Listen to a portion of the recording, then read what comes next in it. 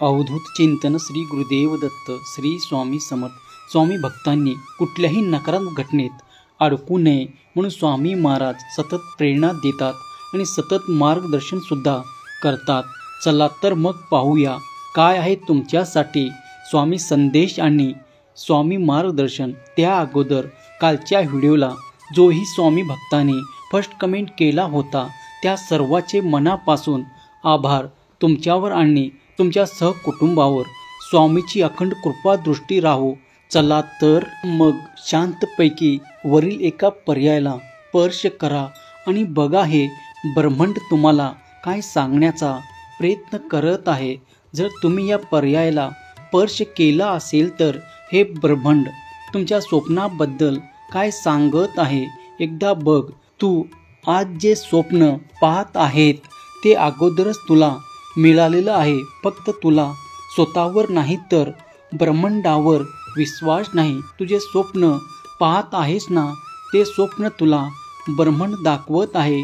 तुला मनापासून स्वीकार करायचा आहे आणि आयुष्यात सतत सकारात्मक विचार करायचा आहे. माझं चांगलंच होत आहे. जेव्हा तुम्ही या विचाराने एखादी गोष्ट मागता तेव्हा तुमच्यासोबत गोष्ट घडली जाते.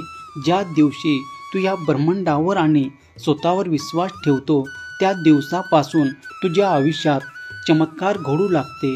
तुमचे स्वप्न पूर्ण होताना तुम्हाला दिसतील. लवकरच तू यशस्वी होणार आहेस. तुझं भाग्य आता तुला साथ देणार. तुझ्या जीवनाचा उद्देश खूप मोठा आहे. गरीब माणसाची मदत करण्यासाठी आता तू सज्ज हो. कोणत्याही कामाला तुला यश मिळेल. लवकर तुझं स्वप्नसुद्धा सत्यात येतील. तुझ्या आरोग्याच्या समस्यासुद्धा सुटताना तुम्हाला जाणवतील. तुमच्या समोर श्रीमंत होण्याची सुवर्ण संधी सुद्धा येईल. कारण सर्व स्वामीच्या नियोजनानुसार सुरू आहे. पण आठ एकच आहे, संयम ठेवावा लागेल. लक्षात घ्या तुमचे विचार तुमचे आयुष्य घडवतात. म्हणून तुम्हाला जे पाहिजे सतत त्या गोष्टीचा विचार करा. सतत त्या गोष्टीचा विचार केल्याने तुमचं अंतर्मन त्या गोष्टीचा स्वीकार करेल आणि ती गोष्ट तुम्हाला मिळेल. कारण अंतर्मनाने गोष्टीचा स्वीकार करतो ती गोष्ट प्रत्यक्षात यायला सुरुवात होत असते. कारण देवाचा निवास मूर्तीमध्ये मंदिरामध्ये नाही तर आपल्या हृदयामध्ये आहे, आपल्या अंतरात्म्यामध्ये आहे. आणि जेव्हा तुम्ही सतत एखाद्या गोष्टीचा विचार करता तेव्हा ती गोष्ट तुमच्या अंतर्मनापर्यंत म्हणजे तुमच्या देवापर्यंत पोचते. तुम्हाला तुमच्या स्वप्नाची तारीख फिक्स करायची आहे.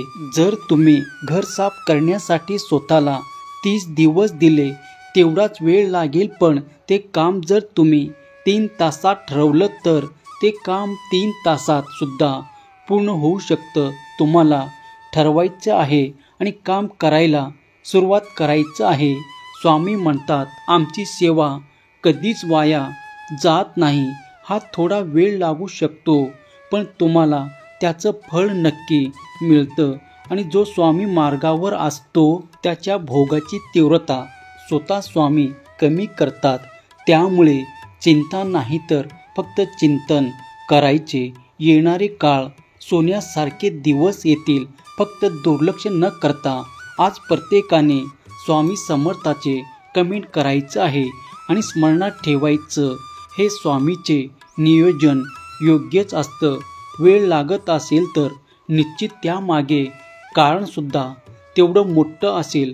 प्रपंच करत असताना त्याला नामस्मरणाची जोड द्या. कारण प्रत्येक वेळी प्रत्येक कामात घेतलेले नाम जीवनात वेगवेगळे अर्थ देत.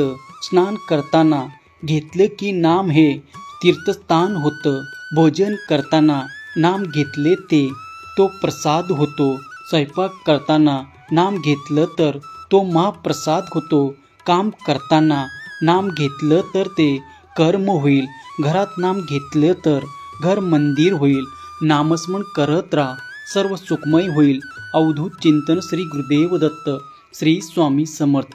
जर तुमचा या शक्तीवर विश्वास असेल तर आत्ताच आपल्या चॅनलला सबस्क्राईब करा आणि एक लाईक करायला विसरू नका. लक्षात ठेवा, तुमचं एक लाईक प्रेम आहे तर आणखी स्वामी संदेश बनवण्यासाठी. जर तुम्ही या पर्यायाला स्पर्श केला असेल तर पाहूया तुमच्यासाठीचे आजचे स्वामी संदेश आणि स्वामीचे मार्गदर्शन. संकट कितीही मोठा असलं तरी जर स्वामीचं नाव घेतलं तर मार्ग नक्की सापडतो. लक्षात घ्या, योग्य वेळी योग्य निर्णय घेणं आता गरजेचं आहे. प्रवासात कधी कधी खूप गर्दी असते. अर्धा प्रवास उभ्यानेच करावा लागतो. पटकन सीट मिळत नाही. शेवटचा स्टेशन येण्याआधी जवळजवळ सगळी गाडी रिकामी होते, पण तेव्हा मिळालेल्या त्या सीटचा फारसा आनंद घेता येत नाही.